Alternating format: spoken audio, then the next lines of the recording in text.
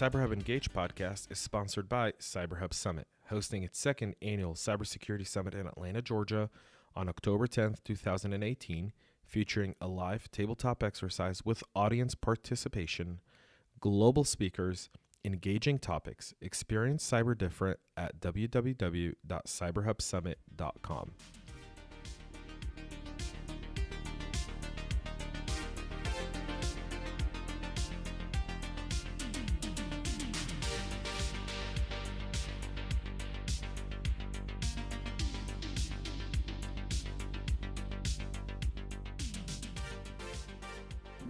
What attracts companies to Atlanta?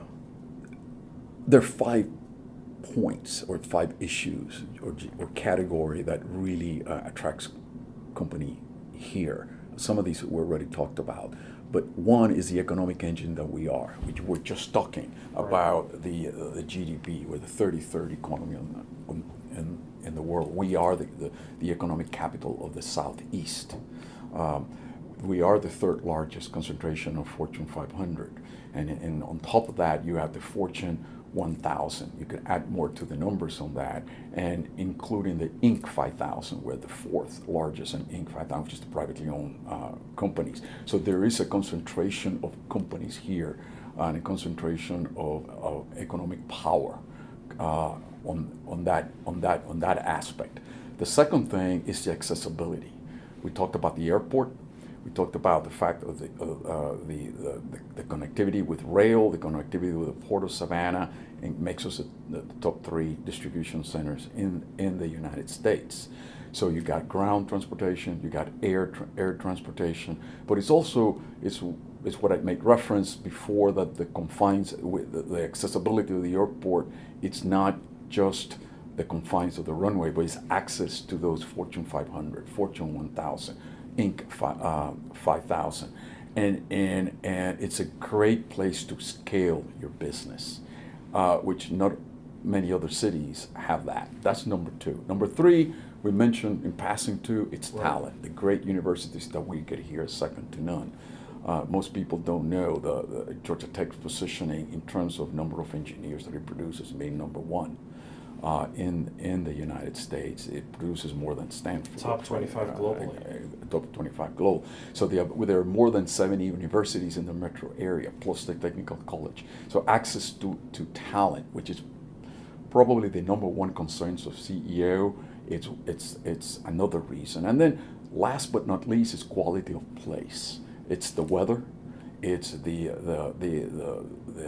cost of doing, the low cost of doing business, is the great opportunities that are available for residential, the expanse of the area, the access to food. If you're a foodie, this is a great place.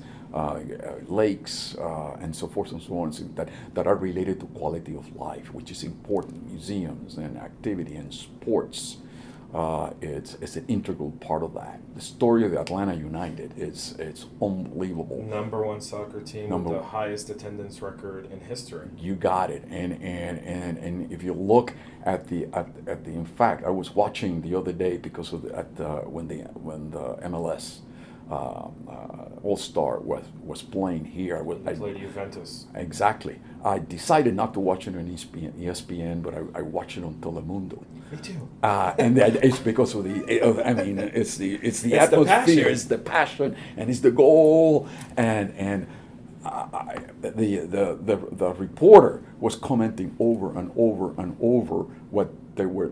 It's that passion of the audience and the diversity.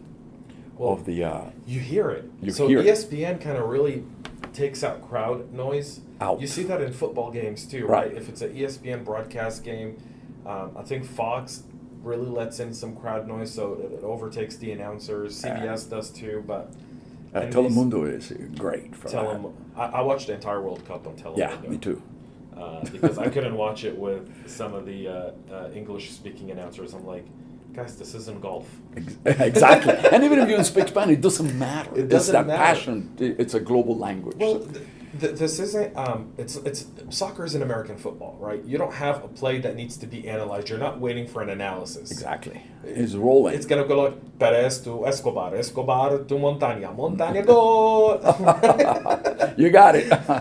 I mean, that's what it is, and so you enjoy that passion, but they don't filter out the crowd noise. So sometimes you barely hear the announcer over the crowd clapping and screaming, and it's just. Well, interesting. Another news media was asking the other day, Hala, our president, what role has Atlanta United play in sort of economic development, and that it's that diversity and that global positioning that we're trying to get.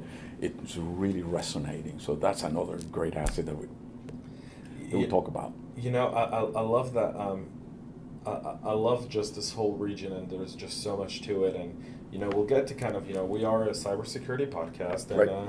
We've spoken enough about Atlanta. Let's transition a bit to cybersecurity. And what I want to say is, Atlanta's had a fair share of cybersecurity companies that started based here, that are, you know, leading a market.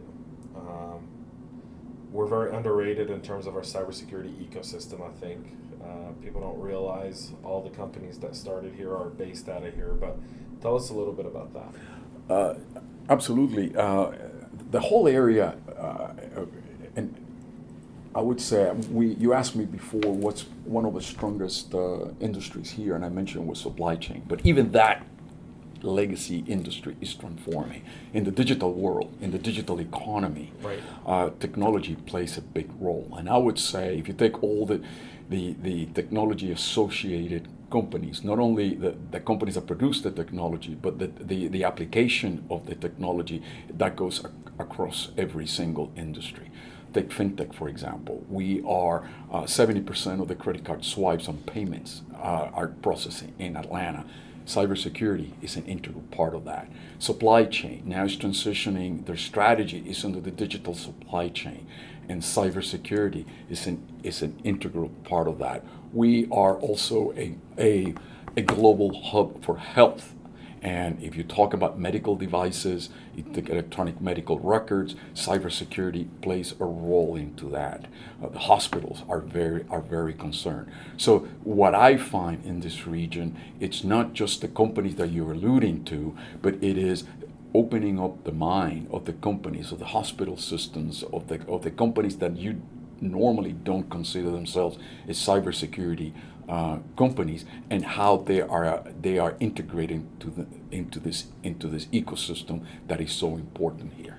Regionally, Governor Deal, who's the current governor of the state of Georgia, invested around, I think, $150 million Right. in building the cyber center in Augusta. In Augusta, right? They just inaugurated it 3 or 4 weeks ago. We were there present. And that has to have an impact across all of Georgia, but especially Metro Atlanta. I mean, Augusta's you can throw a rock and get there right now. Yeah, but the impact of that, it goes way beyond Georgia.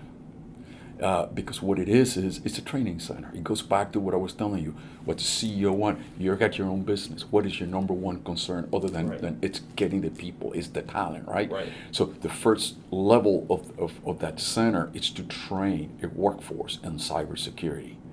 So the implications of that goes beyond the confines of the border of the state, which then adds another asset that we got into the region, to our cybersecurity ecosystem.